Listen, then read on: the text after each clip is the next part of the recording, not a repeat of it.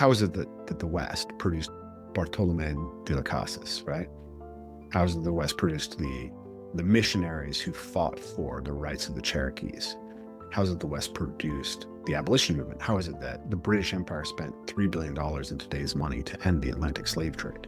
Like, those are the questions that become really, really intriguing to me, because the sense that I have, and this is sort of, I suppose, move more towards the neo-reactionary kind of element here, is that in the critique of postmodernism, we start to destabilize the very things that allowed those characters. Brendan Graham Dempsey, welcome to the Evolve Move Play podcast. It is a pleasure to have you. For folks who are not familiar, Brendan is the founder of his own podcast, which I think you changed the name of recently, right? What is it called now? Now it's called Metamodern Meaning. Metamodern Meaning, yeah. And you run a couple of Facebook groups on metamodern spirituality and on metamodern Christianity. And you just recently published a book as well. Can you tell us a little bit about your book? Sure. Yeah. Well, the one that probably be most relevant for this is the one I just published about a year ago. It was called Metamodernism, or The Cultural Logic of Cultural Logics. And it's a book that looks at the different strands of metamodern discourse and conversation and tries to kind of synthesize them and present sort of a high-level overview of what that term means and how people have been meaning it, that sort of thing. Yeah, so I come in contact with your work specifically because of our shared connection with John Vervaeke. And we've had one conversation on your podcast kind of about my own spiritual journey and how that relates to metamodernism. And I wanted to have you here to sort of introduce this idea of metamodernism to my audience, who I think are probably, some of them are going to be moderately familiar with them, but a lot of them it's a relatively new concept and paradigm. And I think it has interesting overlaps with this broader question of meaning, or this little corner of the internet. So where I wanted to start was, why the modifier meta, right? So we've had modernism, modernity, and then postmodern art. In switching out the qualifier from post to meta, what is indicated, what is the meaning of meta in this context? Yeah, that's a good question. So I guess to kind of zoom out for a second and get a sense of what it is that we're even talking about, right? Like, you name these things, modern, postmodern, that's like the category that the metamodern is operating in. So we're referring to, in a sense, what comes after the postmodern.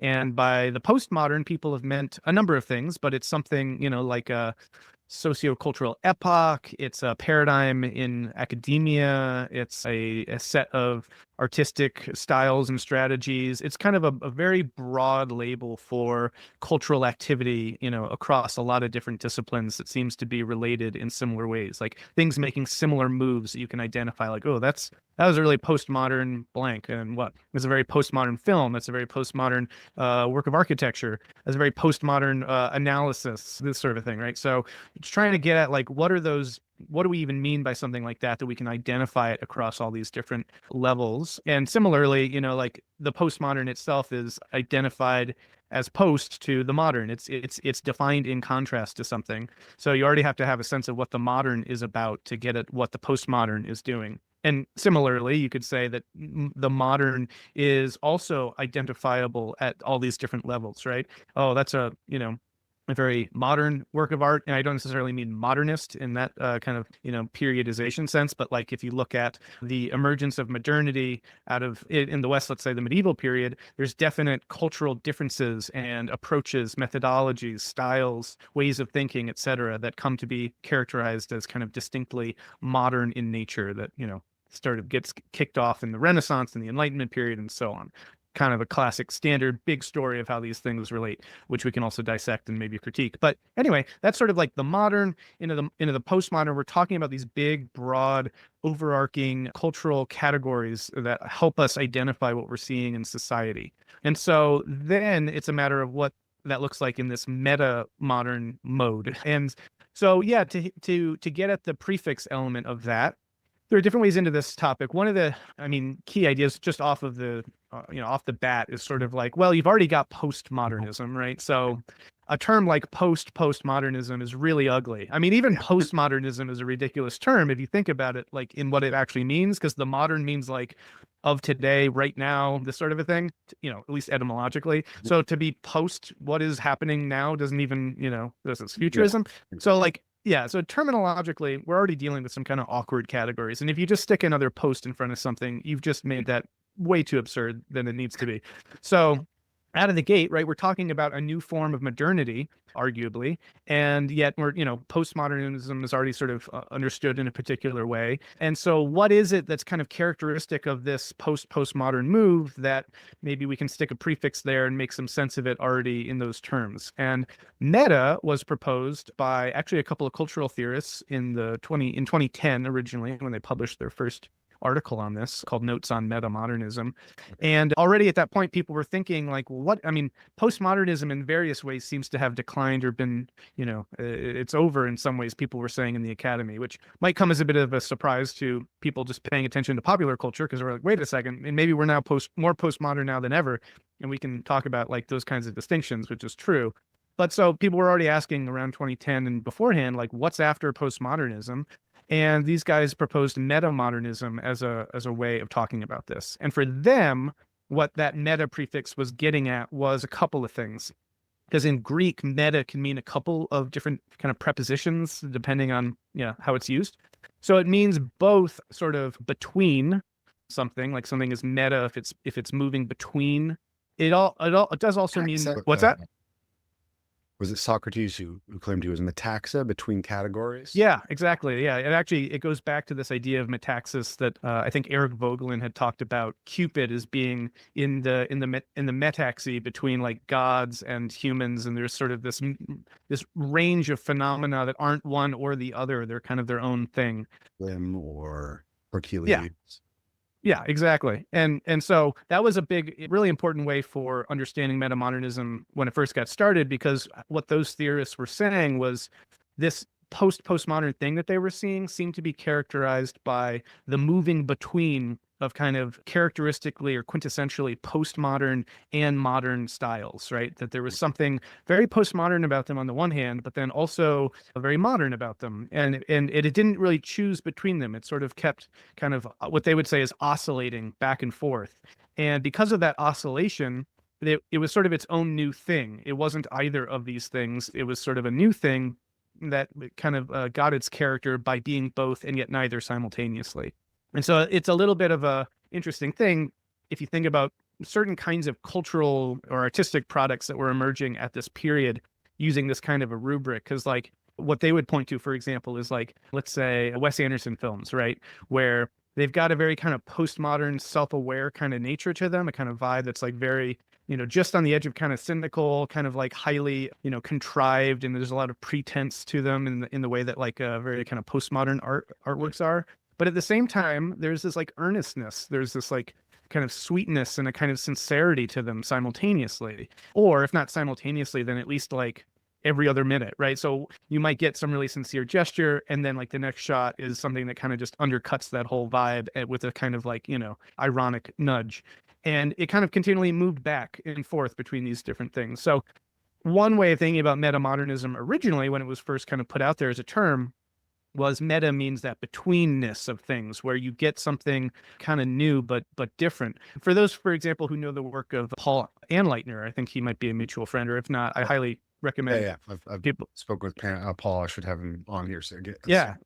So he does great, analysis of like cultural stuff and films and whatever, talking about these differences. And, if he has a video about looking at how Creed made a comeback, right? Yeah, people are just like, you know what? I love Creed, man. Whereas before, if you'd said that, people would have made fun of you. Oh man, Creed, I what? still don't love Creed, sorry. So you love Zach Bryan though. And I think that is actually pointing to something similar, but we'll come back to that. Okay. So if Wes Anderson is sort of quintessentially metamodern, I think another good example of this would be like Everything Everywhere All at Once. Yeah. That may be the quintessential metamodern film, right? Definitely. Dripping in postmodern sensibilities of the breakdown of meaning, but then ultimately it just says, choose your family, choose something, and commit to it, right? Yeah. If we could think of a sort of an exemplary modernist film, like would this be something like maybe if Wes Anderson is coming through postmodernity, like here's the analogy that's popping in my mind. Quentin Tarantino might be like quintessential postmodern, right? his films tend to be deeply cynical. Mhm. He often rejects sort of traditional story structure. Coen Brothers maybe as well, and they're caricaturized. They're excessive. They're intentionally sort of playing with the way that a story is told. Mhm. Whereas I guess if I was to think of the quintessential postmodern film or the quintessential modern film that Wes Anderson's calling back to would be something like It's a Full Life, Hmm. right? If you want that sincerity of emotion, that's what's driving. If he's in the mode of the postmodern, but reaching back for us, or reflecting back, is that the type of thing that you're pointing to within modernity that someone like Wes Anderson is reaching back towards? Yeah, I do. I mean, obviously a lot of these things are up for kind of interpretation. Some of them are more obvious than others. And so like whether like in terms of trying to get at a kind of quintessentially modern film is an interesting question because what we mean by modern, I think, yes, what we're at least talking about here is, a kind of, let's say, idealism, not in a philosophical, like, theory of mind thing, but like people being idealistic, right? They have sincere beliefs, and they have like a worldview, and they have a goal that they're moving towards, and there's a whole way in which modernism kind of really amplifies that idea. But that's also something that you really see when we're talking about like the quintessentially modern, which is something that's like a whole, again, kind of structure of way of feeling, way of thinking, that's all about sort of like ideological orientation, a goal, a drive, where there's a progress story, and and it's a kind of a drive to realize this grand story. And so there's like the myth of, the heroic kind of figure in a modernist way, who's kind of all about, technology and progress and development in that nature. And it's all very idealistic and kind of ideologically driven and sincere. And so you can see how that's related to the sincerity of emotion, but it's also a little bit more than that. And I think then the postmodern is sort of like what undercuts that. It's like, well, wait a second, look at, your optimistic notions of progress and, utopia and all these things. I mean, if you look at the 20th century, so much of that gets exploded because of the disasters of totalitarianism and, the world wars and everything. And so that leads to this kind of cynicism and skepticism, and people being like, you think you've got some big, sense of ultimate reality and the grand total narrative of things, but actually, and then it's what? It's a power play, it's a cynical thing, or it comes to naught, or, the best laid plans, or, this ultimately just leads to this iron cage, or it's oppressive, or it leaves out certain communities.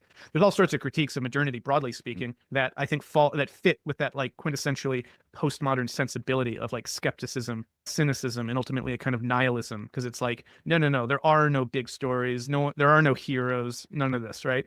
So maybe one kind of quintessentially modern film might be like Superman, the Superman movies, right? Like Mm. he's the hero, and he's, Yeah. there's a big kind of mythic story there, and he's Preach kind of a justice in the symbol. American way. Yeah, exactly. And then, right, you get kind of those tropes get undermined in the postmodern treatments of superhero stories. Again, highly recommend Paul Antlider's work on this. Damian Walter does some good stuff talking about this. And so now what we're seeing is like, oh, sorry, what was that? I spoke with Damien as well. Yeah. Yeah. And like another one that's coming to mind for me is like sort of the contrast between the heroic archetype as sort of the heroic archetype and the guide, even as portrayed in something like Fight Club Uh-huh. versus The Lord of the Rings. Yes. Yeah, for Right? sure. The Yeah. relationship between the narrator and Tyler Durden can be seen as like the initiation into the underworld Mm. guide, and of course, it turns out that it's a psychotic break, right? So if you compare that to, I suppose maybe the best counterpoint to Fight Club might actually be Star Wars, Mm. like Hmm. Luke versus the narrator, Yeah.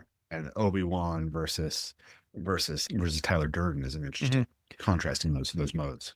Yeah, definitely. I mean, and also again, like Star Wars does have that kind of optimistic. Well, there is a critique of. There's a kind of slight postmodern critique there that you get even in Star Wars of technology and stuff. But it is very kind of futuristic, and there is that grand heroicness about it. And then it's interesting when you compare like these big stories of grand narratives of good and evil and that sort of a thing versus what Tyler Durden's talking about in that kind of initiatory scene where he's in the basement of that bar, and all the people are coming in. There's kind of one of the first big fight clubs, and he does this really beautiful but like tragic and cynical sort of monologue, right? Like, where is our great war?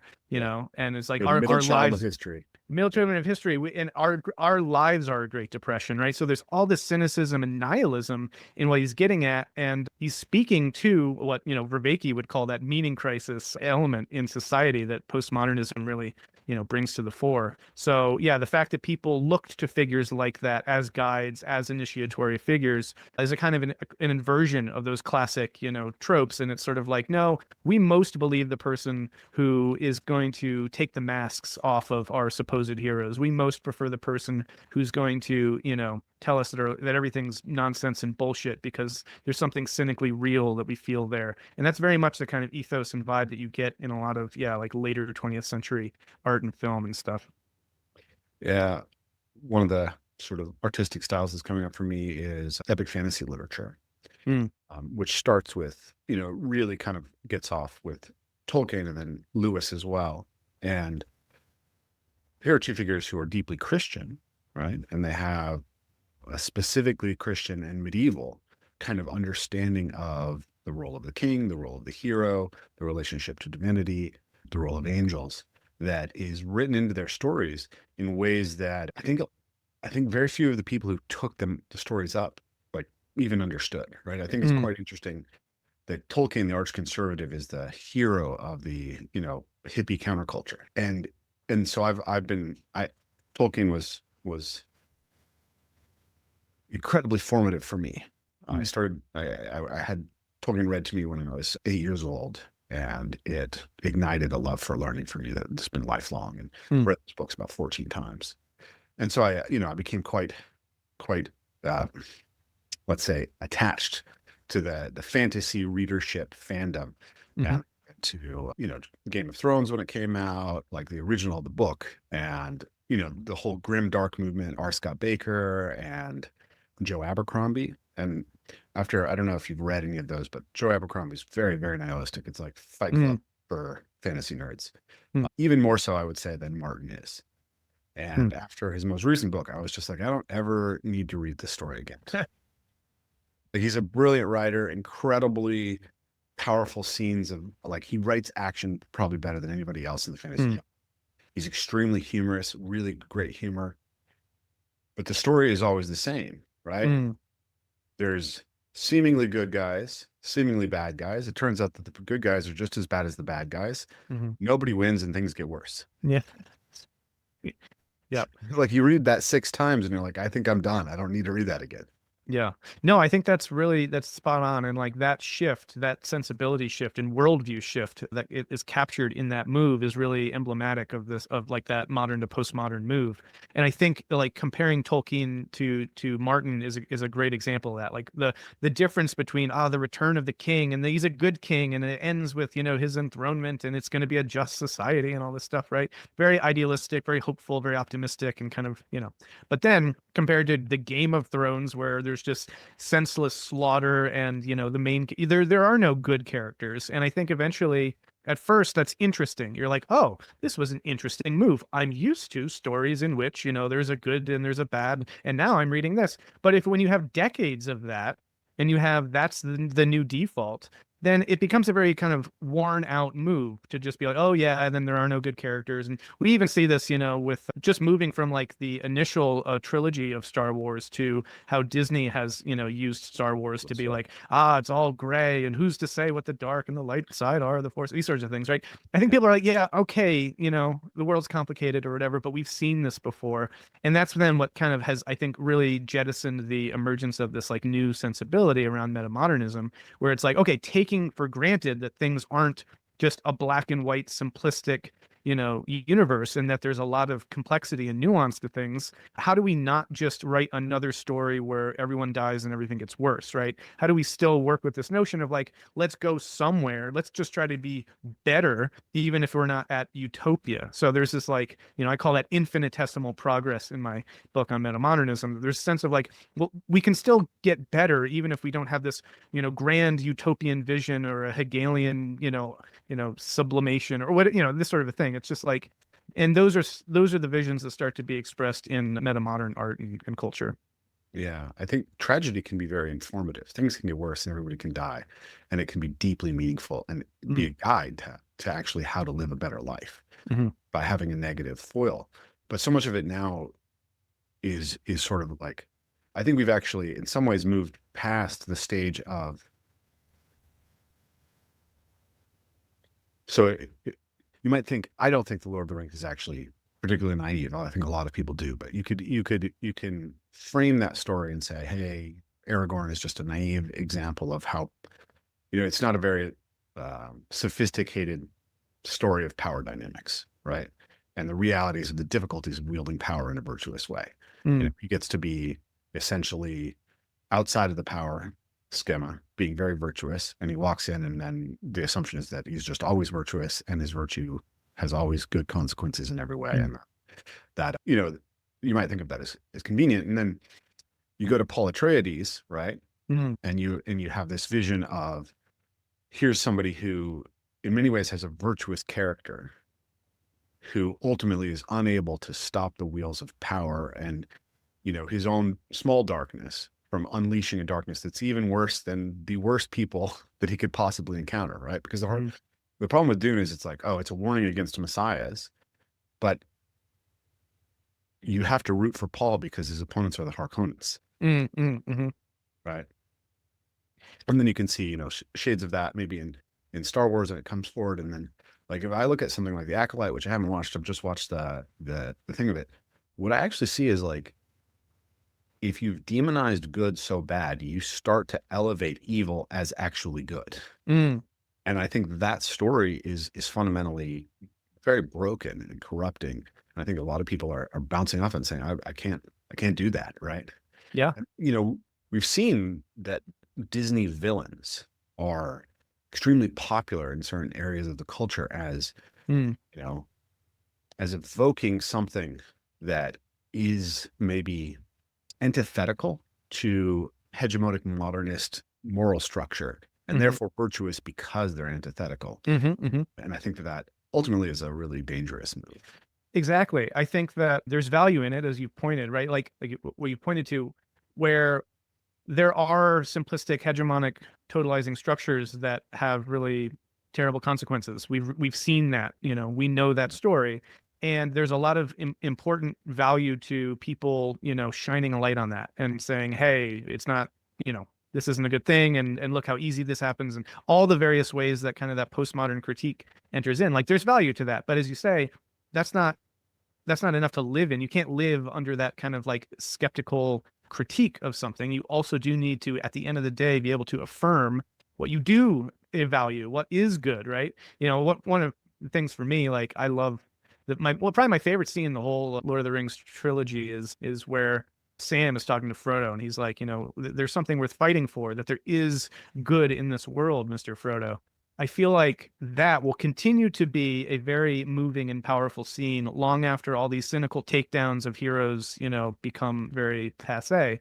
And so I think that what the meta modern move is about is like, how do we reclaim a sense of positive affirmation of values, of meaning, but not in a way that the postmodern showed are really problematic? Or maybe another way of saying it is, how do we acknowledge all the problematic ways of affirming value and meaning, and yet still find ways of affirming them anyway, or in light of those critiques, you could say. And so, meta modernism is sort of a broad category, I think, is what that is about, to the degree that it's not even, I mentioned, the cultural studies stuff, people looking at the art, but the whole discourse goes much broader than that. There's a philosopher historian named Jason Ananda Josephson Storm at Williams College, and I've been working with him. We just put out a academic journal, Metamodern Theory and Praxis, but he's written a whole systematic philosophy that he calls metamodernism. And his point is that postmodernism is kind of defined by, what he says is like the sign of the negative, that everything is done in a negative way. It's like you can point out what's wrong in something, you can critique it, you can deconstruct it, right? And that's, again, that's valuable. We shouldn't say that we shouldn't do that, but there's a move that comes after that. And then it's like, how do we get to that next move? And so, there's fascinating kind of philosophy to all this as well, and thinking about moving beyond pure critique And I think that you find hunger for that also in the academy, people doing humanities research and, oh, great, another dissertation on, the problematization of X or the deconstruction of Y. Like, how do we move beyond the critique into something affirmational? That I feel like is a big call of metamodernism. Yeah. So I know you like this term, and I like it as well. It's something I learned from John Vervaeke. So he talks about the hermeneutics of suspicion, and then the hermeneutics of beauty, which I Mm, had an interesting chat with him because the philosopher originates the term that hermeneutics of suspicion does not contrast with the hermeneutics of beauty. I mm. can't remember what his term is. Do you know that? I'm struggling with it right now. Um, Well, I mean, when I think hermeneutics of suspicion, I think what, like Freud, Marx, Nietzsche were kind of the classic. Was that Paul Ricoeur who came up with Paul that? Ricoeur, yeah, Yeah. that's the guy who came up with that concept. He contrasts it not with beauty, but with something else, and I can't Mm, remember what it is. But I talked to Vervaeke about why he contrasts it with beauty, right? mm. Also sports. So unfortunately, I just have to bookmark that for another time. But Well, if I we can could only be just to, suspicious so yeah. much, right? It has to root down into, as Vervaeke says, like the hermeneutics of beauty is, or hermeneutics of suspicion is parasitic on the hermeneutics of beauty, because in order for there to be something that's false, there has to be Yeah. the capacity for there to be something that's true. And Right. if we actually like fully accept a romantic conclusion that we construct reality based on our words, then it's all false or true to the degree that we decide. And, that actually doesn't give us any real ability to grasp and act in the world and move towards the good. The good becomes completely inaccessible in such a Mhm. philosophical standpoint.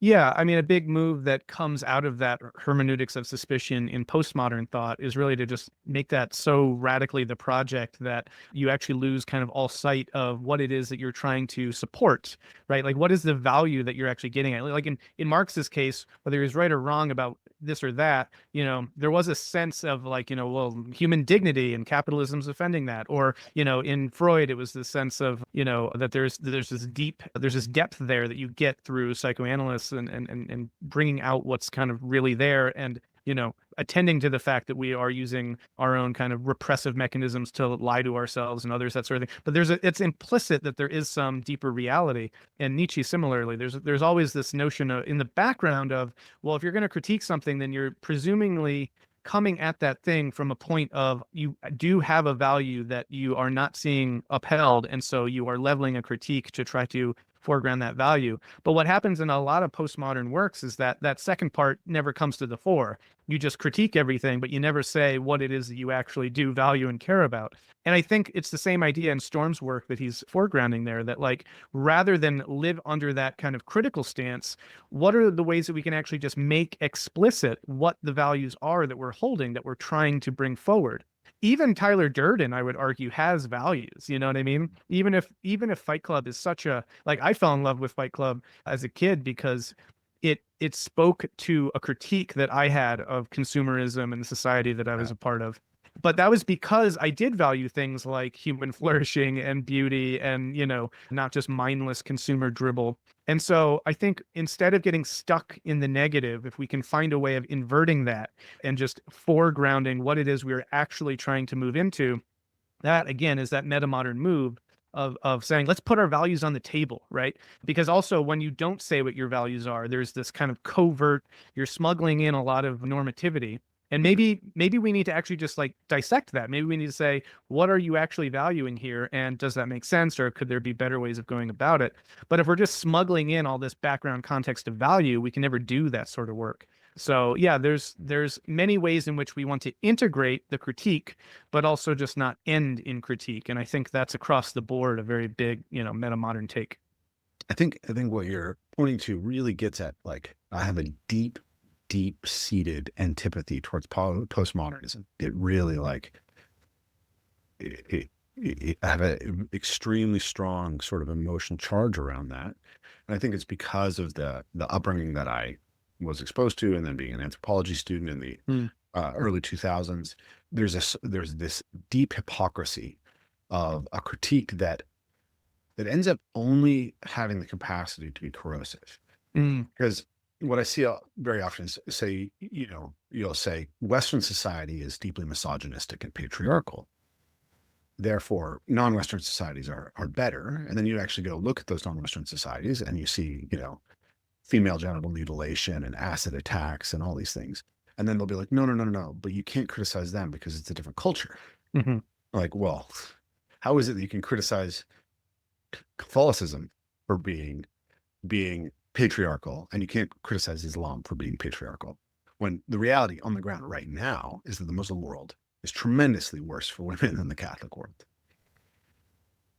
Yeah, I mean, I think that what you're pointing at is a really important, thing to foreground, which is that there is a lot of hypocrisy and there's a lot of what's been called a performative contradiction, where someone is doing something or they're saying something, but in the very doing of that thing or saying of that thing, they're presuming, how would you say, they're undermining themselves as they speak. And Vervaeke also talks about this in a philosophical context where, well, I won't get into all that, but like there are various ways as we go about trying to do something, we undermine ourselves in the process. An example is like radical relativism. If someone says there is no kind of truth that holds in different contexts, it's all contextual. It's like, well, is that a universal truth then? Does it universally not hold in all these different contexts? Yeah. And there's never been within the postmodern paradigm, I think, an adequate response to that critique. And so I mean what you're getting at is like, again, it's a way to be highly elusive, with an elusive, you're evading kind of intellectual integrity and responsibility by being able to lob bombs, from some vantage that is itself a context that isn't being, incorporated into the mix.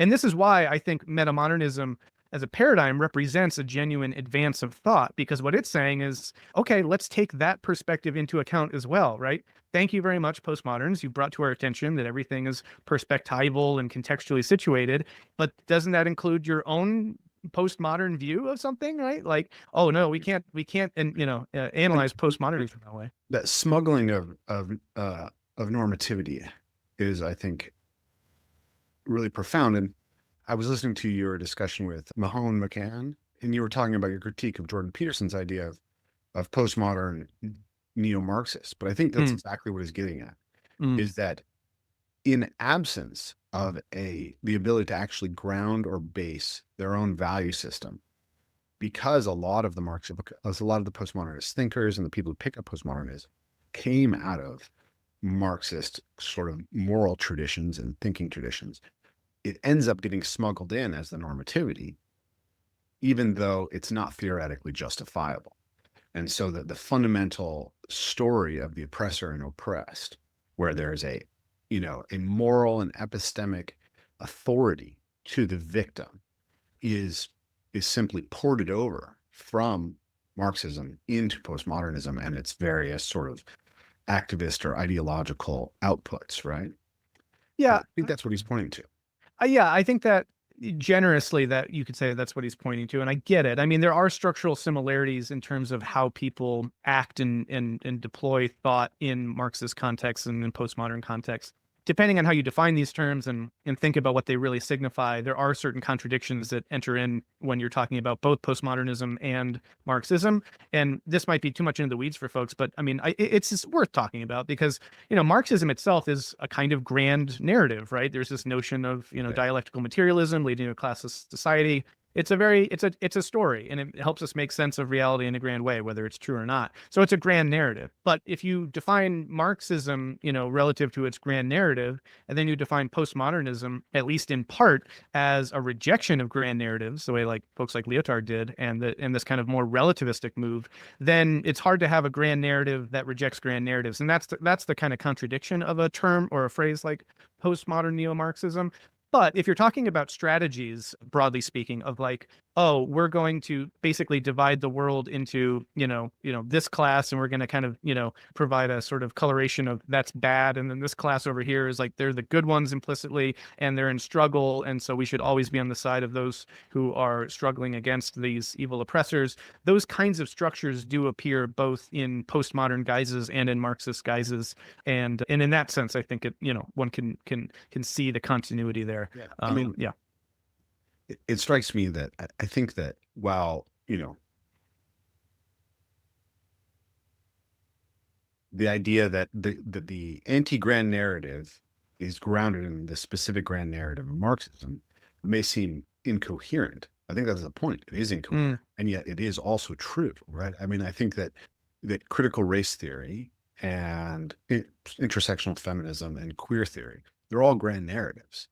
They may appeal to the power of postmodern thought as a way to try to dismantle the grand narratives that they place themselves in contrast to, but they're actually not able to stabilize themselves at all, except by adopting a specific narrative structure. Yeah, I mean, I think I would definitely agree that there's a lot of incoherence in those paradigms. I mean, some of them you were just describing. I mean, a kind of classic one is there's deep problems pragmatically in forms of intersectionalism and these kinds of approaches where, what do you do when you want to, affirm LGBTQ folks and that lived experience, but then simultaneously you want to also affirm, let's say the Latina community. But wait a second, oh, Latina, well, that's gendered language, so we're not supposed to use that because these people don't like it. So, then it's like if you're basically trying to build up an ideological system that's based on coalitions, of marginalized folks, then I think we shouldn't expect that to necessarily be a coherent, intellectual system. It's more of a pragmatic political coalition in some ways. And to be fair, well, let's say almost maybe to be unfair, to be a little uncharitable, I think you could also view a lot of postmodern theory being deployed more primarily as a sort of political projects and political endeavors, and less so as a kind of like, here's the great philosophical framework we can use.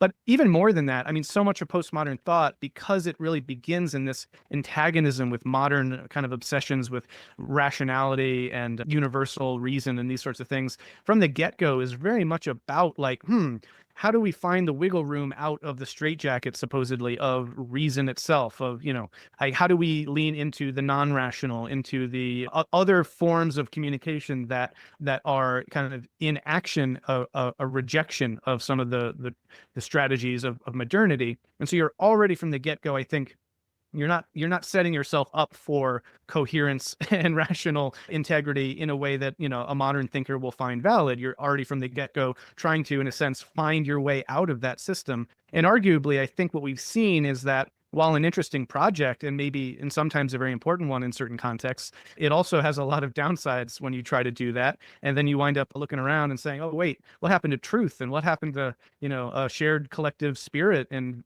vision? What happened to progress? How can we be progressive if we don't have a notion of progress? So it does start to become very incoherent and fall apart. And I think that in the rubble of that, there is this kind of, or not resurgent, but an emergent strain of thought, which, is being called metamodernism in various modes, that I think is trying to account for all that. And it's also trying to, and this is really key, it's trying to account for that by moving through it. I think a lot of people see the incoherence and the kind of impasse of postmodernism, and they just say, oh, we took a wrong turn, let's go back. And I get that. And I think that if there is a major critique maybe that I have with some of the ways that Peterson talks about it, I don't see him necessarily integrating the postmodern insights such as they are. Same with Stephen Hicks, who I know is a big influence on him. There's not really a genuine grappling with some of these deep philosophical issues that some postmodern thinkers brought to the fore. And I think that to be genuinely progressive, and I don't mean that politically, I just mean that intellectually, then a genuine metamodernism has to really grapple with what was legitimate in those postmodern critiques of modern naivete and other things in grand narrative thinking. I think that's just always a point I like to make, because it's not enough to just be anti-postmodern to be metamodern. You've got to also like genuinely, dialectically integrate that. Yeah, I think where you stand kind of relative to that is a very interesting question, right? For me, like when I interact with metamodern spaces, and then even integral spaces, and one of the questions I had was about the kind of the distinction between the metamodern, integral, Yeah. spiral dynamic second tier Mhm. as models of the postmodern. But we can come back to that. But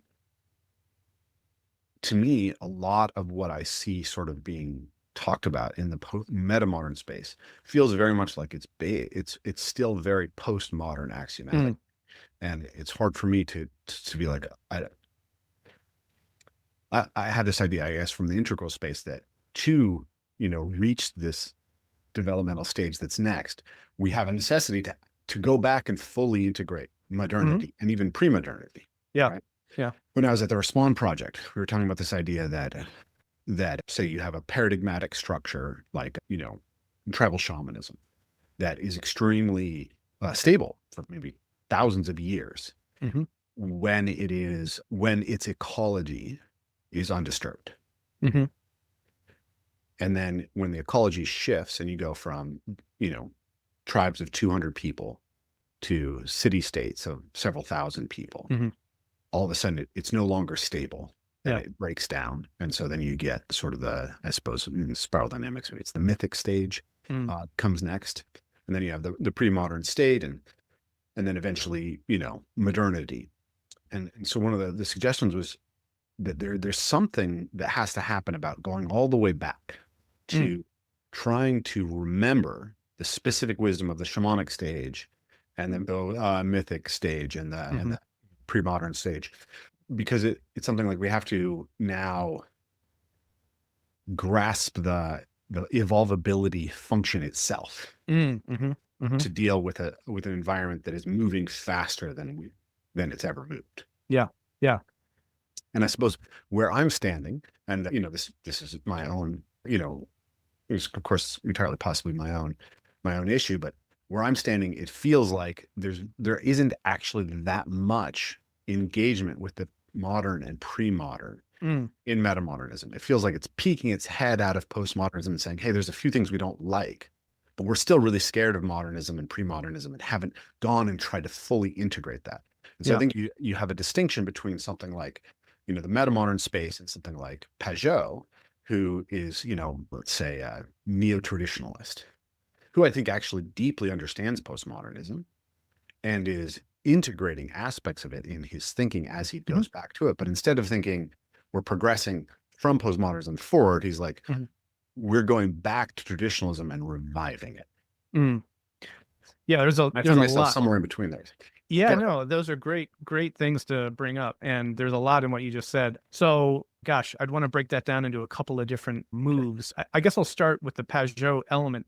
Yeah, I do see a move of kind of working from tradition and engaging postmodern thought and trying to bring those in conversation from a kind of neo-traditionalist stance. And I do see that in Pajot's work, and I see that kind of in this little corner in general.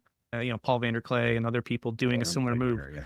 Now, what I would want to make the distinction of there is I see broadly missing from that move the modern, actually. So my background is actually in biblical studies, originally in my undergrad and whatnot, where I learned a lot of the kind of historical critical studies of the Bible, compositional history, trying to situate in history, all these things. And that was a very kind of those tools, those methodologies are very modern in flavor. It's like, okay, let's try to, bring the tools of rational history to bear on these sacred texts, etc., and try to make sense of them that way. Now, in doing that work, I found it very helpful, very compelling. It really opened a lot of my mind around these texts and forced me to rethink them. And what I see as problematic about the kind of move that happens a little bit too much for my liking in the TLC space is just that it doesn't engage enough with that material, right? It's not too hard, if you want to think about it this way, to come from a traditionalist stance and you're like, I'm, let's just say, Christian, and I deeply believe this, and it's my worldview, and it's my grand narrative, etc. And then you learn a little bit about postmodernism. It's like, but relativism and multiple grand narratives and confusion.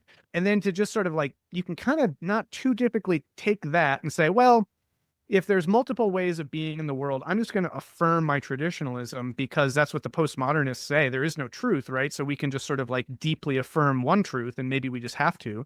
And then we can also call that metamodernism because there's some of that in the metamodern conversation. But you'll notice then you're basically just still deeply rooted in kind of traditionalism, having bypassed modern critiques of traditionalism and just using postmodernism to sort of justify traditionalism. So I find that unsatisfactory. I don't think it does the full arc, as you say. We want to be able to properly integrate the modern. We also want to, bring in the insights and wisdom of tribal thought, etc. So for me, that isn't encompassing enough, and it leaves too much out. And for example, I'd love to talk to Pajot at some point because I'd love to talk to him about historical critical biblical scholarship, right? I mean, I get the hermeneutics that he and, and also now Peterson increasingly are engaging in, of trying to read the Bible as the way that they're doing. But like, okay, how do you read the text though about, let's say, the binding of Isaac, if you don't take into consideration that like these might be multiple strands or sources that have been woven together? Like there's a lot that goes into the hermeneutics and the reading of text, that if we just want to bypass the history, if we want to say, if we actually want to think like Daniel, the book of Daniel was written in, Nebuchadnezzar's time, and not actually take into account, the literary and historical and linguistic evidence that it was written hundreds of years later, we're just bypassing all of the historical data that needs to inform, I think, an informed reading of scripture. So I see that missing. And so maybe, and as people who maybe have been tracking my work in the meta-modern Christianity space, that's part of the things that's part of what I'm trying to bring into that conversation, is that missing modern chunk. So anyway, more to be said on that, but that's just my brief take on some of that. But what you're saying, what you're saying at the outset is really big, where, so one of the first things you said was, that you see metamodernism as maybe mostly postmodern, but sort of like peeking its head out. I think it kind of depends on what strand you're looking at, right? Again, metamodernism, there's different people using the term, and they're part of the conversation in slightly different ways. And so some aspects of that conversation will look predominantly postmodern, especially the ones that are predominantly unfolding in the academy, I think, because the academy is so paradigmatically postmodern. That's the only way to do that. But there are other folks engaging the term who I think are a lot more bold and aren't as, they're willing to integrate a lot more. I think the developmental strands of metamodernism, I like the work of Hansi Freinacht. People, want to check out his book, The Listening Society. That's where a lot of that integral theory starts coming in, and developmental ways of thought.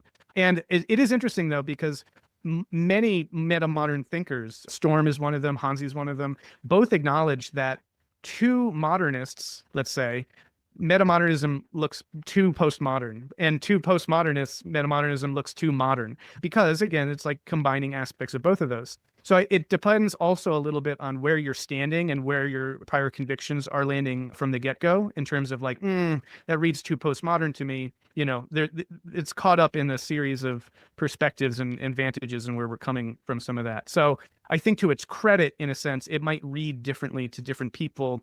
And it kind of, by making no one fully happy, it's maybe getting at something of the truth of like, there's a lot of truth in all of these things. Last thing I'll say on all of that was, you brought in these notions of, kind of re-engaging the traditional and re-engaging the shamanic. And I also think that those are important, really important moves that we're called to make in the present moment. I think the work that you're doing, and others in this space, kind of speaks to some of that. Like when you're with other human beings in a small kind of kin level relationship, and you're embodied, and you're just in nature, and you're, feeling that is what is relevant and salient to you, then those tribal cognitive structures and social structures start to boot up again in a way that we can and should really try to live into and explore, because we need that. We need so much of what we've lost, obviously, is that deep social fabric, right? We live in these modern and postmodern and post-industrial suburban, areas now, and we're so disconnected, we're so fragmented, and so I think what people resonate so much, and I run a retreat center here in Vermont called Sky Meadow, where that's what it's all about. People coming here, Evolve Move Play came here, and you guys did great things, and Aaron led some wonderful events and all that. It's like, how do we come together? What's that? I didn't realize that was actually where we taught it. Yeah. Fall retreat up there? Yeah, it was great. Oh, that's funny. Yeah. Just spot.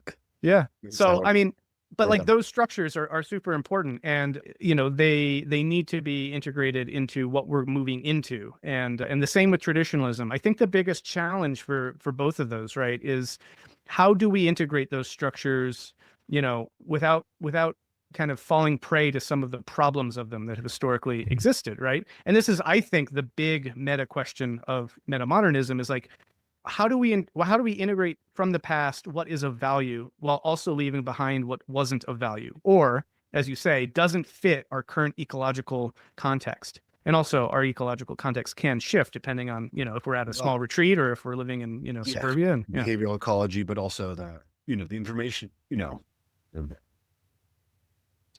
one of my sort of theories is culture is a kind of interface between biology and ecology, right? So you're trying to, and the problem is that the more rapidly an ecology shifts, the more frequently the culture has to update and change. Hmm. And we know from like evolutionary processes tend to be very dirty when they're forced to move fast. Mm. So I don't know if you're familiar in like coding with the concept of kludges. Mm, mm, mm.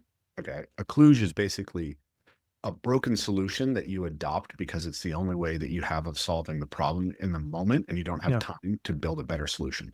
But what can happen in coding is that you kludge something, and then you have to build on top of the kludge, Yeah. which forces more kludges, and then downstream you just get completely, more and more broken sort of software. And you can see the same thing in the evolutionary system, right? Mm. Something like sickle cell anemia is a good example, right?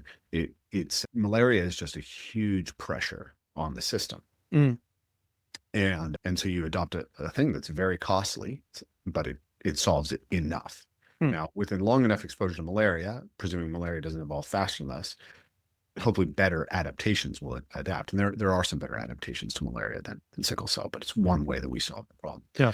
And the way that the genome itself works is that when there's an area under selection, the entire area around it is ramped up. Hmm. And because you have massive pleiotropy, it means that anytime that you're under a strong selective, negative or positive selection pressure for any trait, you're actually disrupting the entire architecture of traits of the entire organism. Hmm. And I think this is a good analogy for what happens in culture, as you say, strongly select against, the concept of God, right? It's like, oh, you've destabilized marriage, you've destabilized all of these other things. So that's one of the reasons why I have a very fundamentally conservative architecture to my thought in a lot of ways, is because I think that the change for the purpose of change itself Hmm. often biases us towards destroying things that are really valuable. Yeah. Yeah. So we want to Okay. kind of make minimal change when necessary. I came across this. Mary Harrington turned me on to this saying I really liked, which is like, the reactionary is not dreamers of abolished past, but chasers of the eternal shadows on the eternal hills, something Hmm. along those lines. But the idea being that there are like fundamental forms of human interaction that have best expressions. I'm Mhm. trying to look at history not to say, hey, the 1950s, we hit it right, let's just go back there. Mhm. Say, what did the 1950s understand about human nature? It was also understood in the 1500s, and it was also understood by the Iroquois that we don't understand. And Mm. if they all like understood this fundamental thing and we're missing it, maybe we should understand what they understand. Yeah, I mean, I think you're getting at something really important, which is, how do we make the distinction, right, between that proper integration of, let's say, traditionalism or earlier, even tribal and shamanic modes of thought? How do we properly integrate those as we should, without that being some of the negative or even pathological forms of approaching the same content, which is reactionaryism? I mean, I would argue there are genuinely deleterious, negative, hurtful, harmful versions of reactionary thought. Yeah, and like, so we don't want that, and we want to be able to make that distinction. And so I don't think it's not immediately obvious, clearly, when we are making one move versus the other. But I think one of the things that you mentioned earlier is kind of helpful here, and helpful throughout, because something you said earlier, which is something like, what we need is actually kind of to get a sense of the general evolutionary dynamics, or something to that effect. And Evolving evolvability, it says, the yeah, term, well, what's interesting about that is this is actually another sense of what the word meta means as well. And this is the kind of meaning of the term meta that I lean into most in my book on metamodernism, which is meta in the sense that maybe people are more familiar with it, like, oh, that's super meta, it's a second higher level thing. It's this taking of the thing as its own kind of, object of reflection, and kind of duplicating it, getting outside of it, right? So, like a writer writing about writing, or, those, yeah. yeah, those kinds of meta moves, right, is actually, I think, what something that is related to this, because historically we've been evolving biologically and also culturally, but we haven't necessarily been evolving in relation to the very dynamics of evolution itself, until, it took Darwin, and then the modern synthesis, and then modern additions to and updates of Darwinian and neo-Darwinian and just evolutionary thought generally, before we actually began to have a sense of like how evolution works. So what I think is important is, in metamodernism, to use these very ideas, these meta patterns of how cultural changes happen, as a basis of understanding what we're going through to more adaptively, attend to the radically shifting environment we face ourselves, that we're faced with.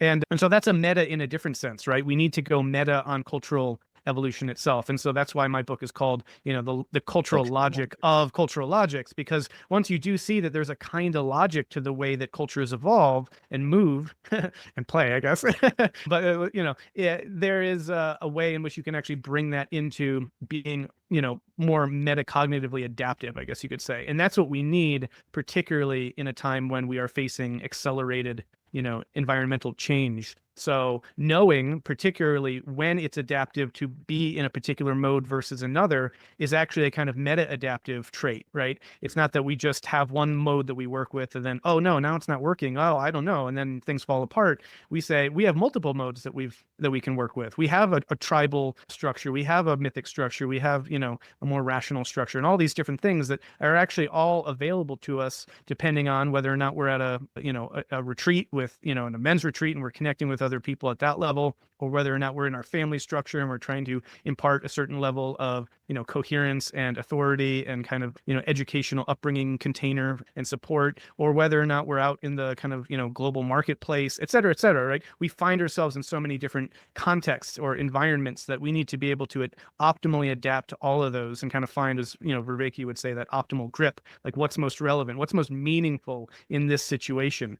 And yeah, if I go into middle America and I'm trying to tell you that the most meaningful thing is, gender politics and, this and that, that's not going to land as salient, right? So we've got to be able to actually see the different spaces that we're operating in, different contexts, different environments, and then, meta adapt to those as needed. So that's one, there's a lot more to all that, but that's Yeah, meta in the sense of one like also way of thinking about the meta. looking down, being able Yeah. to extract and look at the lens through which you look at things. And Yeah. Including postmodernism, like getting yeah, to that lens. Yeah. yeah, being able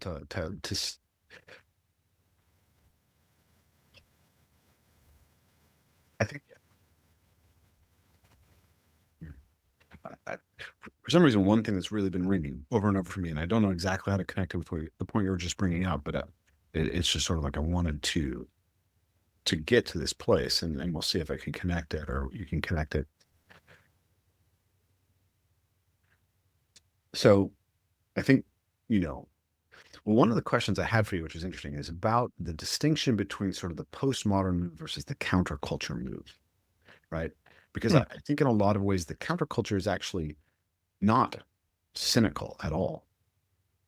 And it's not post-normative at all. But it is also a reaction to the chaos of and the breakdown of the sort of value claims of the modernist world. And that's what I grew up in, right? I grew up not really in the postmodern world, right? I don't grow up with cynical art. I grew up with people doing peyote ceremonies and people, going to sweat lodges and people doing this stuff. And my mom said that she recognized there was something unique about me sort of intellectually when I was 2.5, because she was reading the book Bury My Heart at Wounded Knee to my dad. And I would sit for 45 minutes and listen to her read Bury My Heart at Wounded Knee. So for anyone who's not familiar, Bury My Heart at Wounded Knee is a landmark historical book because it's sort of the first book to try to tell the story of the conquest of the West from the perspective of the Native Americans. And so you can see that that's a pretty formative story of, of skepticism towards the white American project. And so that's the world I grew up in. And then there's a certain point at which I'm in a university and I'm exposed to cultural relativism, and I'm supposed to be able to say that, I can't, assert a value system that says that female genital mutilation is wrong. And I'm like, no, I'm not going to do that. And I'm recognizing how much sort of, to me, there was a lot of misandry that was already common in the sort of social cultural world of early 2000s. And I had this class that I took called Sex and Gender and Culture. And this was in 2001, I believe, or 2002. And in this class, Sex and Gender and Culture, we spent about 90% of the class talking about third genders. So that we talked about the Fa'afine, and in Polynesian cultures, we talked about the Hijra, we talked about the Urdash, which, you're not supposed to use that term anymore, but that was the term at the time for the third genders in South American native cultures. And I went to the lecture at one point, and I was like, 95% of your students are going to be heterosexual men and women. Don't you think it would be interesting for them, or informative for them, to know how those roles are played across many different cultures? And like, wouldn't it help them extract an understanding of how they might do that in their own life? And she just looked at me like I was an alien. Like, it was the weirdest question she'd ever, but it was like, this is the tiniest little segment of the population that you're spending all of your time on, from a tiny subsection of cultures that even have this. And like, that's just not relevant to the experience of most of the people here. Okay. So I had that alienation from it. Many years later, I came back and I read 1491 by Charles C. Mann, which lays out the history of the Americas, and then 1493, which lays out the history of the Columbian Exchange. And then I chose to read The Empire of the Summer Moon, which is about the Comanche tribe, Lakota Nation by Pima Hacklin, which is about the Lakota, Trail of Treers about the Cherokee, and the Fifth Sun, which is about the Triple Alliance, or the Aztecs. And it was really interesting to read these all in quick succession, because they break your perception of like the noble savage in the West, right? The Comanche are far more brutal than the Western settlers. The Lakota are very similarly brutal and very similarly imperial, right, in the telling. The Cherokee are slave owners, and there's a lot of war there, but they're very sincerely trying to integrate, and then just being rejected for no good reason, because Andrew Jackson just just wants to give the land to white people just because they're white. And then the Aztecs were incredibly brutal, and most of their subject peoples were very happy to ally themselves with the Spaniards when they came, for good reason. And in a lot of ways, the world got much less brutal after the Spaniards came, except for the disease part, which, the Spaniards didn't know that they were bringing those diseases. So my kids go to school right now, and there's lots of focus on indigenous experience, and they don't learn anything about Aztec sacrifices. They don't learn anything about the scalping of the Comanche and all these things. But what they hear about all the time is how white people broke the treaties. So what I extracted from that was, ultimately, the Christian system of the West had a real value structure that called them to something higher, and it can critique itself, right? When American armies massacred Comanche tribes, American newspapers criticized them. When Comanche chiefs massacred Americans, they went home to be celebrated, right? Even in the Trail of Tears, there were Christian missionaries who were fighting tooth and nail to prevent the stealing of the land of the Cherokees. And so that story to me becomes, if we think about the modern, postmodern, metamodern shift, it's like the modernist take is, you've got savages and civilized people. The civilized people should win. And whatever happened to the savages is whatever, right? They weren't using the land well anyways.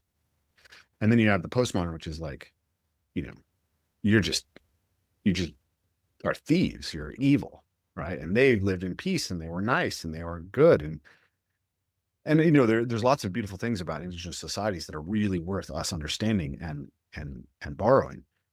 But then when I come out at the end of it, I say, ultimately, the critique of what we did to the Native Americans, they would never have made themselves, right? It's only within the Christian grammar and ethos, or the secular humanist or post-enlightenment, whatever ethos you want to sort of point to, but it's a Western ethos that can point back and say, that was wrong. And it was specifically Christian when it started, right? The abolition movement was specifically Christian. The movement to protect Native Americans is specifically Christian. It doesn't begin with in the secular humanist era. It doesn't begin in, it's very much, strongly within the Christian part of the culture that is most promoted. So what I suppose one of the big questions for me is, if we're going to do this sort of critique of Christianity, which I agree, right? Like I don't want to assume that Exodus happened against all of the archaeology just because, you know, it's been preserved in text, and because I have to do that because of, you know, it's dogma. Like I want to understand the history and treat it epistemically, you know, rigorously. But how do we stabilize those values Mm. in the face of that historical critique in some sense? Yeah, I mean, so I think what's really most important to me about all this is not painting with too broad a brush, right? And we're always in trouble when we're very coarse-grained about the kinds of, you know, stories that we tell and the kinds of associations that we make. That's where you get all these biases and, you know, just Very prejudiced thinking postmodern about. critique, right? I mean, right? Like, sorry, I bring that up because, like, when I was going to school as an anthropology student, like Jared Diamond's books were coming out and people Mhm, hated them because they had a big history, a mhm. big theory of history. I was a big fan of Marvin Harris at the time. He had his cultural materialist model of history, and it was rejected. Everything was particularist about every Yeah, society. Any yeah, claim that tried to make a causal inference that could help us understand how societies worked, the cultural logic of cultural logics was verboten, right? right, right.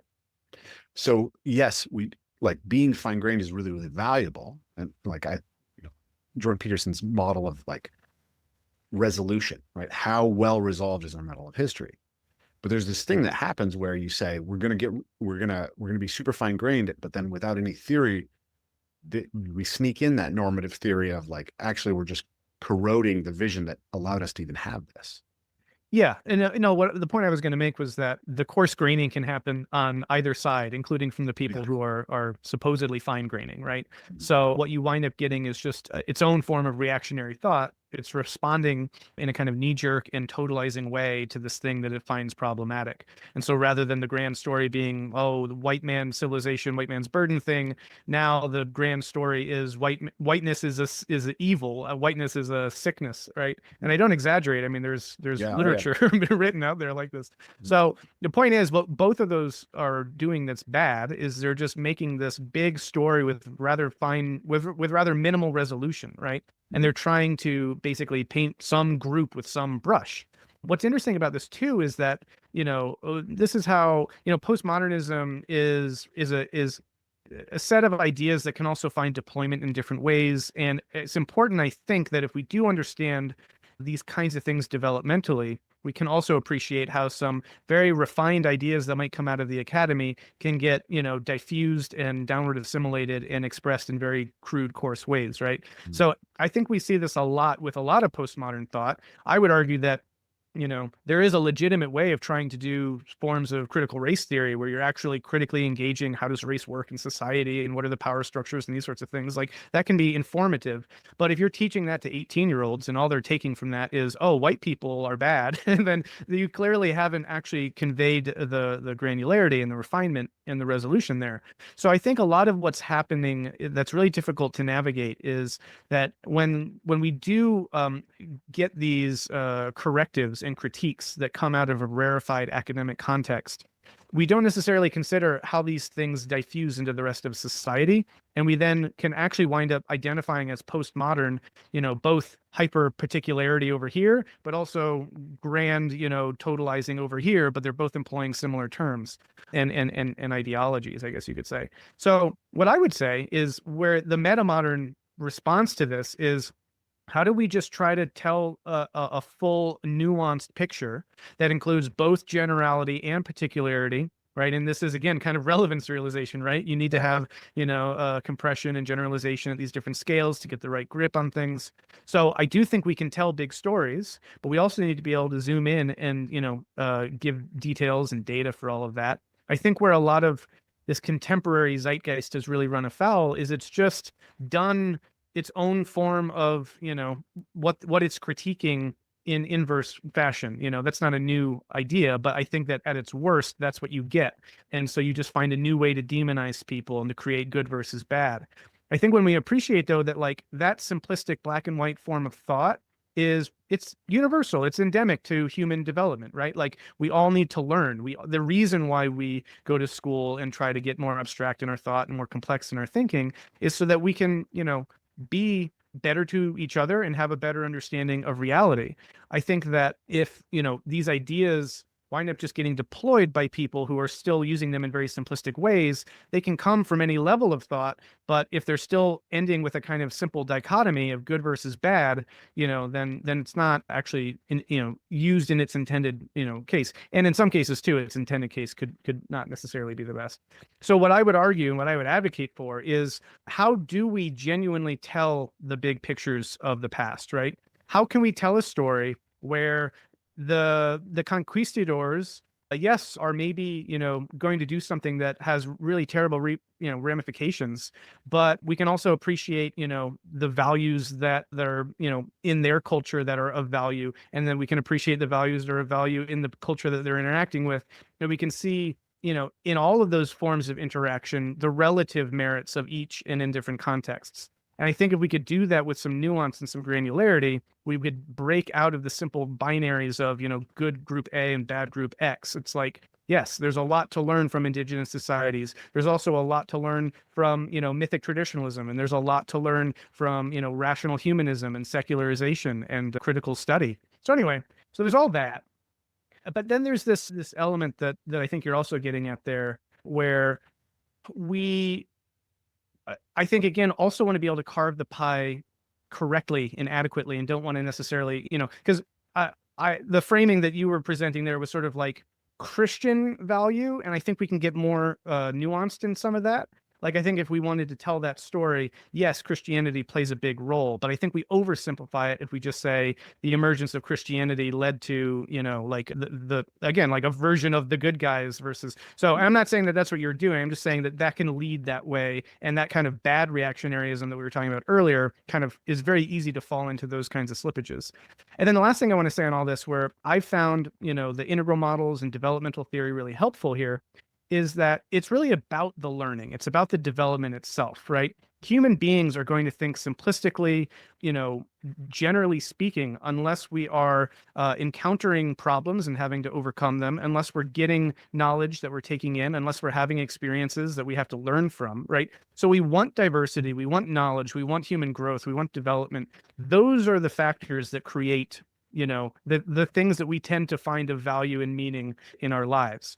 And so I think we can disaggregate or decouple those things from any particular group, right? It's the sort of thing where, if you have these things, learning, knowledge, diverse encounters with different perspectives and all this stuff, if you're doing that process, whether you're, in a tribal indigenous society or whether you're in, a modern secular state, you're going to find your way to the kinds of perspectives that are more encompassing and open-minded and complex. And so then I think we're able to see these actually as the universals that we're kind of looking for, right? It's not necessarily that the West or Christianity or the whites or whatever had this monopoly on these things. All people, and maybe this is the modernist coming out in me. It's a kind of qualified, hope in, if not human reason, then at least the human capacity to learn and to grow. All people do have that. And so I think we need to value those things, because then I think, again, we're getting at the meta constructs that allow us to be more adaptable in this rapidly changing world that we live in. And that, I think, is also, it's a vision that I think most people could kind of get behind, right? I think we already implicitly have a lot of this. And to your point, I think that in many contexts, like if you compare, maybe the early colonists compared to, the Aztec, tribes that were doing some brutal things, maybe in that kind of context, you can identify a differential there where it's like, well, these folks, do have all these resources and this learning, and that's, allowing them to consider more open-mindedly and critique issues of, slavery and domination, but that's not, present in this context. And so rather than demonizing those folks, we can say, well, like that makes sense in their context without also becoming relativistic about it, because we can say we do ultimately value the bigger perspective, the less black and white, less absolutistic, less totalizing perspective. And that's the movement that I think universally we could identify as progressive, right?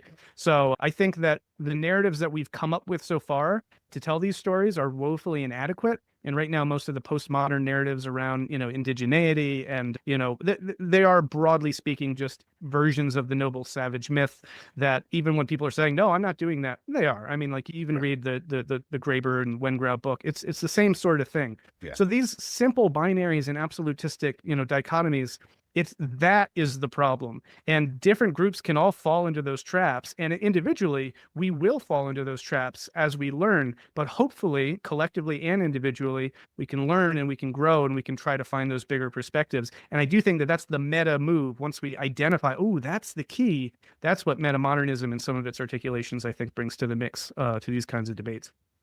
Yeah.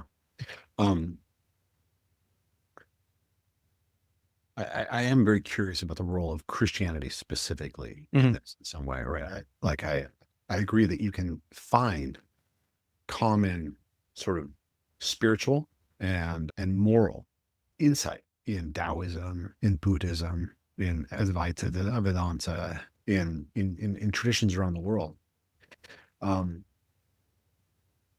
Sufism, but my knowledge of history is of course very incomplete. But I think that when you're sort of naively raised in the postmodern critique, the question that comes up is, how did the West produce Cortez and Pizarro, right? And Custer and, King Leopold, right? Hitler. And I think that what happens when you start to read history more broadly is you realize, oh, that's not actually that big of a mystery, because the rest of the world produced Genghis Khan, right?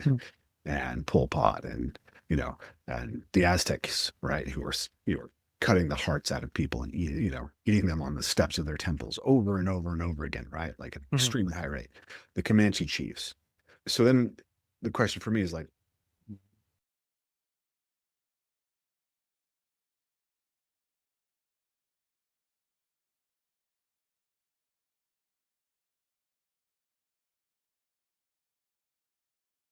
how is it that the West produced Bartolome de las Casas, right?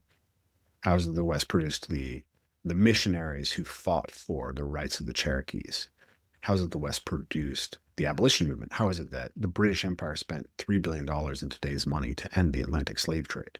Like, those are the questions that become really, really intriguing to me, because the sense that I have, and this is sort of, I suppose, move more towards the neo-reactionary kind of element here, is that in the critique of postmodernism, we start to destabilize the very things that allow those characters, right? We want to move into a world where we have fewer Cortezes and Pizarros and more Bartolome de las Casas, but maybe we're killing the golden goose, right? Where Ayaan Hirsi Ali talks about the West as a cut flower. And I'm not a Pageauian, I suppose, or someone who thinks that it's necessarily a simple going back. I don't believe in a simple going back.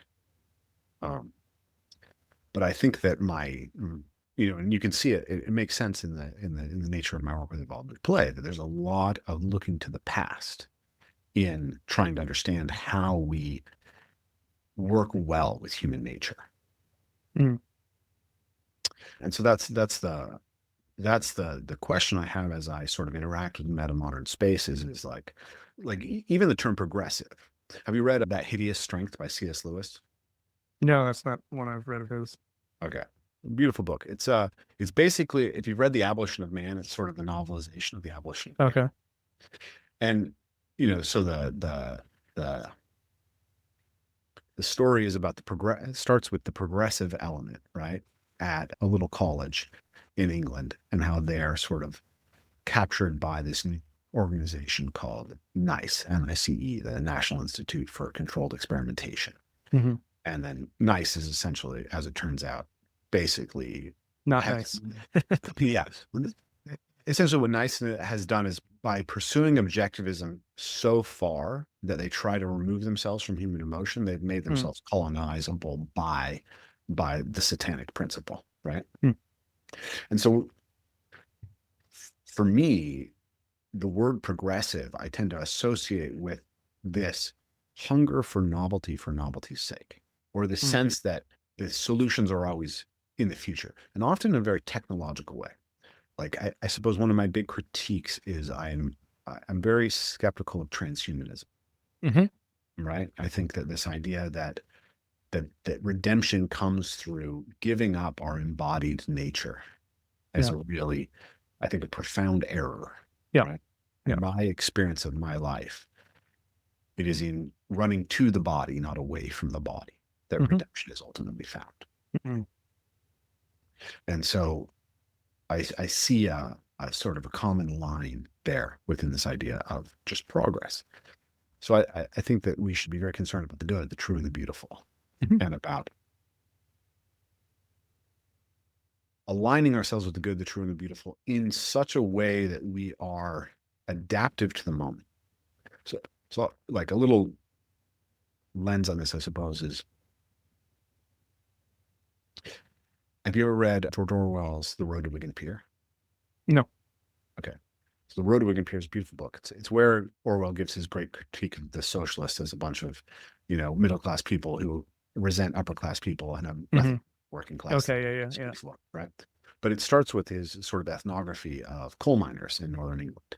It's an absolutely brutal description of their life.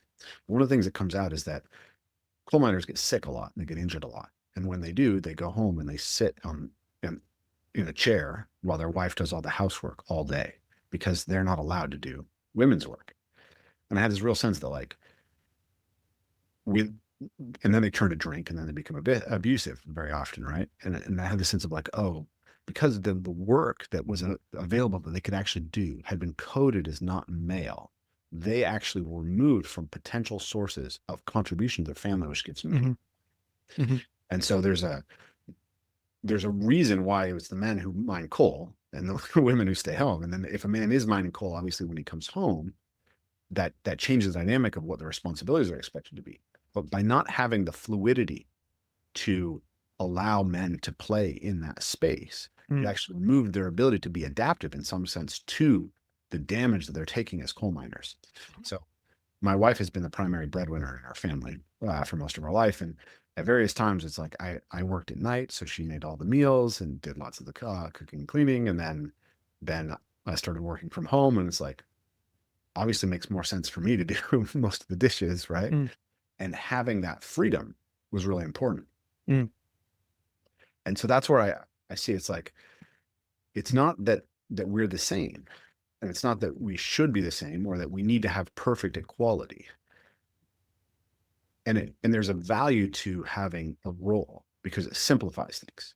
If we know this is the person who does that, then there's no conflict about who does it.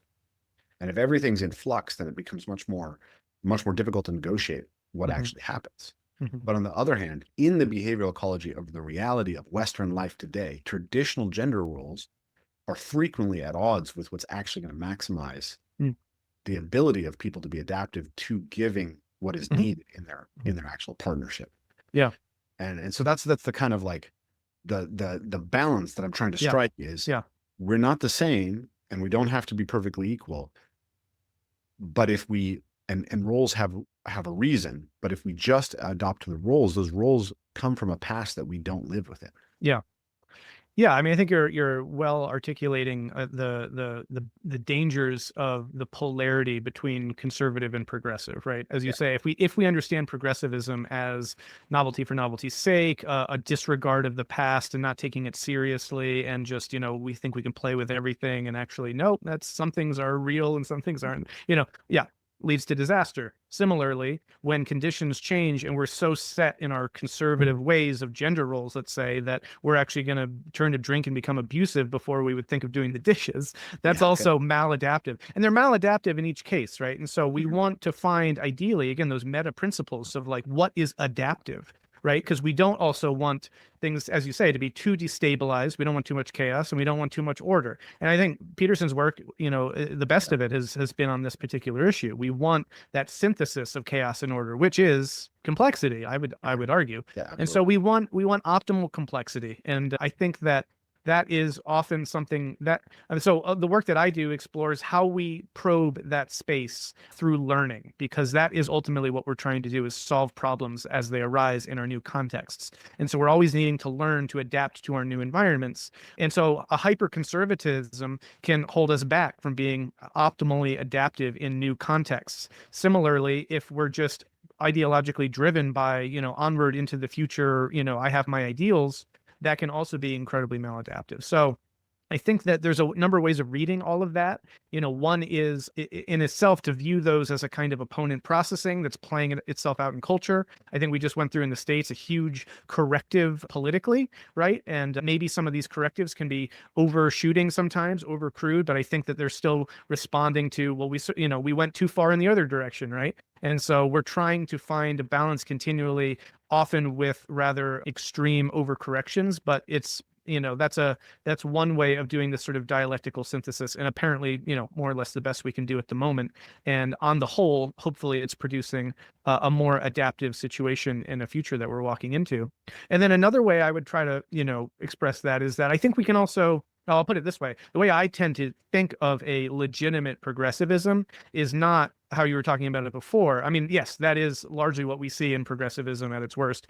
But when I talk about something being progressive, I actually talk about it as like developmental, like what we would define progress by what is actually making us more adaptive, right? When do we actually find that optimal grip? Like, when, for example, that coal miner takes to doing the dishes, that would be progressive in that sense. And it would actually Yeah. also be progressive in the sense that we tend to use it. But maybe if someone is living in a polyamorous, marriage, and it's falling apart and they're miserable, maybe, adopting slightly more traditional gender roles and that sort of a thing would be progressive if it's more adaptive, right? So that, I think we can actually see that what's progressive in a deep sense, that meta sense, is how we are navigating the polarities of conservative and capital P progressive to find optimal fit. Because I would say, arguably, that when you talk about the difference between, imperialist kinds of societies like the Aztecs that were eating hearts on the stone steps of the temples, versus, a Christian ethic of morality and, care of the poor and this sort of a thing,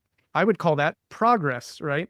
And so we can speak of progress meaningfully, I think, in a way that's detached from progressivism as a current contemporary political ideology. And I think if we think about progress in this adaptive way, then that's kind of our North Star. We need to be able to think about those meta Yeah. principles like I, that. I think that I think that what I'm pointing out is that without a theory of the good, progressivism can collapse into thinking that change itself is the good, Mm, right? Right. Like it's this like argument that this is the current year, as if the current year has moral authority over the yeah, past just right, because it's now. right. Presentism. Presentism. You know, I like G.K. Chesterton's, quote, right? Like the business of progressives is to go on making mistakes. The business of conservatives is to make sure that we don't correct any of their mistakes. And of course, there's Chesterton's fence, like don't take it down if you don't know why it was there. Mm, Um, but, ultimately, I also appreciate lots of elements of progressivism, right? You know, my, I have, I have some interesting stories in my family, right? Like, my parents divorced when I was 14 years old. And, my dad essentially was refusing to be a financial provider for his family. You know, well, he was willing to if my mom allowed him to do it by selling marijuana illegally, which she wasn't willing to do. And so she had to go work. And I was like, well, thank God for the women's movement for giving her the financial freedom to step out into the working world and escape a marriage that was really not healthy at that point. I know lots of women, and that's my wife's family story as well. And then on my mom's side, you know, her grandfather, her grandfather abandoned his mixed race family in British Guiana when sugar prices collapsed to mm, move back to his Portuguese family in Madeira, which the mixed race family didn't know about. And he left his wife there to, pick up the pieces of her life and mm, immigrate to the States, where they falsified their identity and claimed to be of pure British ancestry, rejected their Portuguese ancestry, rejected their African ancestry, and you know, and then grew up with a huge chip on his shoulder. So my Mhm. grandfather was an incredibly angry man who was deeply, deeply racist. It was like, well, you know, he was he was a victim of a system that systematically saw him as of less value because of his ethnic background. So obviously, naively wanting to preserve the systems that were of, say, like British colonialism and British Guiana, you know, it's not so good either. So I definitely have a kind of, deeply personal reasons to support parts of the progressive project. I have been also, my more local momentary experience of progressivism is much more alienating and causing me to see that. Yeah. Well, and I think also a lot of this is just semantics. So if the word progressive, has too many associations of a negative kind, we can think of it differently, and you can phrase it differently. You can talk about development, you can talk about complexification, you can talk about, moving into more adaptive, abilities and context, that sort of a thing. That's kind of how I would think about it. We would want to avoid certainly valorizing or demonizing any political orientation. Like, I do think that both of them serve a function in a working society. I think both of them are always in danger of, like, also overreaching and breaking the balance that's supposed to kind of hold them both in check. And I think, to the deep merits of conservatism, we need, if you're going to have something moving forward, then you need something that will stabilize gains, right? Mhm. If we're always trying to recreate society, then, we're going to lead into greater chaos, and you're going to lead into a Crazy. devolution. Yeah. So, we need things like institutions, and we need people to take institutional ways of knowing and doing seriously. And things can't always be, just sort of up in the air. So that's really important. But I would tend to view that conserving function of conservatism as sort of at its best being in service of moving forward. And by moving forward, again, that doesn't mean into some, progressive capital P political ideology, but it does mean, how do we, and I would say these are those meta principles again, how do we have more open perspectives? How do we care more for each other? How do we, live more harmoniously and sustainably? How do we live lives of value and meaning, right? If you think about human flourishing, that is the spectrum that I'm concerned with. And I think we can move further along that spectrum or back, like when Nazism takes over Germany and all that ensues, I think human flourishing takes a hit and we fall back, right? And so, but also similarly, when, you're attacked by the woke police and everyone's getting canceled and you're not allowed to do research in academia because it doesn't fit in the postmodern paradigm, et cetera, that also is deleterious to human flourishing. So progressivism is one of the most insidious ways that we can be regressive in human Yeah. flourishing. Just But as that nice yeah, group, we're always trying to euphemize our forms of regress. Yeah, go ahead. Sorry. I suspect the Nazis would have considered themselves very progressive. Sure. Yeah. I mean, National Socialism was sort of, National in that socialism. vein. Yeah. People forget that eugenics was predominantly a movement within people who thought of themselves as progressive at the time. Sure. Well, and again, I mean, these are one of the, the errors of presentism and the errors of all that we've been doing in the culture wars recently are really, someone's hopefully eventually going to be able to write a book on how absurd all this is, right? Because the myopia and the inconsistency, the incoherence and the hypocrisy of all this is obviously very apparent to some and not others. But I mean, the removing, for example, like in my alma mater, they took off the name of, it used to be the Bailey Howe Library, and now it's just the Howe Library, because apparently Bailey supported some eugenicist causes, and so he's not allowed to have his name on there anymore. It's like, okay, that's fine, but what about the Margaret Sanger Society? What about the entire Planned Parenthood? Right. There, Right. it's totally incoherent when it's framed ideologically and people aren't able to deal with the nuance, right? And that comes back to what we were saying earlier. If we can tell stories where we're able to be like, hey, Christopher Columbus was a terrible guy in this case. He also did something really amazing. Yeah. Margaret Sanger Let's was a eugenicist, but Martin Luther King, incredible civil rights leader, but also had deep faults as a human being. We not so great can with do women in that. certain ways. Yeah. Funny note there. My mom's great grandfather on her maternal side was J. Noah Slee, whose second wife was Margaret Sanger. He was her primary financier. Interesting. So when my mom found that out, she was extremely excited because, pro women's movement. And then Yeah. years later, I came to find out about Margaret Sanger's eugenics, and I was like, oh, it's a little bit more loaded history Mhm. complex. And I think that that complexity is the type of thing we want to point people to. But Yes. I think one of the things that one of the points Pageau makes is that not everyone is prepared for or wants to complexify their worldview. That's And so certainly true. you need a worldview that can scale. Mhm. Right? Yeah. What state, like, okay, it, if a large segment of people are going to inherently have a very rough grained model of reality, Mhm. is the postmodern or the metamodern worldview going to offer a rough grain map that can actually lead to the good, the true, and the beautiful? And Yeah. I think that this is part of his argument for why a return to like traditional Christianity is so Yeah. valuable, because it has a history of being able to be extremely fine grained, Paul Tillich theology, or quite rough grained, and still stabilize a lot of Yeah. important virtues for many people. Of course, there's rough grain versions of Christianity that are quite traumatically terrible.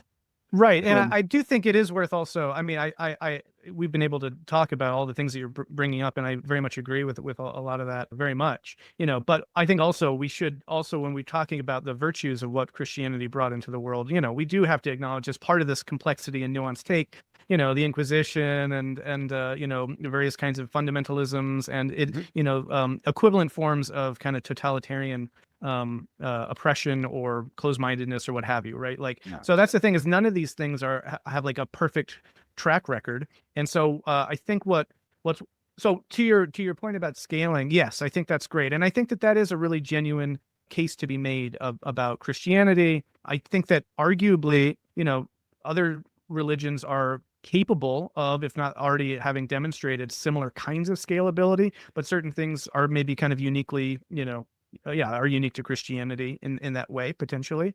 But I think you're right. I mean, we need modes of being in the world that are going to work at scale and are not going to require, high level resolution complexity for every single person. We can't expect every single person to get a PhD equivalent, education, right? And we also wouldn't want that, right? We would be Yeah. losing out on so much as well. So I think that there is a lot to be said about trying to find and stabilize modes of traditionalism that are really salutary. I think it is hard, as increasingly we live in a world built for this hyper modern and postmodern way of being. You could say certainly hyper modern, that those are going to always be the most adaptive. But I think we need something like that religious modality, certainly at really the bedrock. Like, and I guess that's the bigger point too that I wanted to make, is that instead of looking back to the past and seeing how everyone failed, we can see, wow, what did they contribute? Right? What were they able to, in that ratcheting process of culture as a learning process? What were they able to learn? Even the Aztecs, right? For all of their heart eating, they built a rather grand society with incredible architecture and this and that. And, there was an incredible cultural effervescence there. So, That cultural system of the Aztecs is actually quite profound and interesting. yeah. Yeah. Worth studying, as we're trying to solve the ecological problems that we face. Yeah. Yeah. Cool. Well, just to finish that thought real quick, then I think if we look back to the past and saw, yes, the incompleteness of where people were in the past, but also foregrounded what they were also able to do, we would also lose a lot of this one-sidedness of the storytelling a lot of the time. Every human being is always a mixture of failures and triumphs, and right, we can lean into one or the other. But I think if we want to tell the best version of the story, it's also going to be the most helpful. We should look at the past not as a series of failures, but as a series of failures and successes, and we should also celebrate those successes. So people who either want to just look at whether it's Christianity, let's say, and say, oh, it was all terrible, or, it saved human civilization.